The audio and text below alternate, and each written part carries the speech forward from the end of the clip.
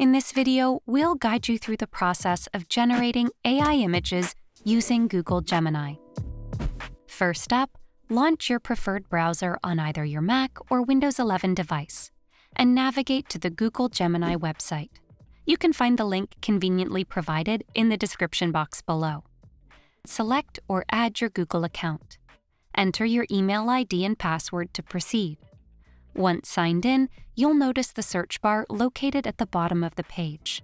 Begin by typing a description of the image you'd like the AI to create. Then press the Submit icon. Ensure your prompts commence with words such as draw, generate, or create. Allow a minute or two for the image generation process to complete.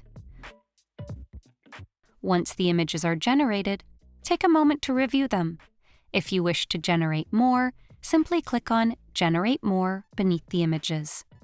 Furthermore, should you wish to download any of the images, hover your cursor over the desired image and click on the download icon located at the top right corner of the image. Give it a few seconds to complete the download process.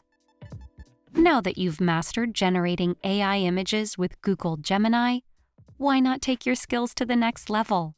Subscribe to Guiding Tech and explore one of these curated videos tailored just for you.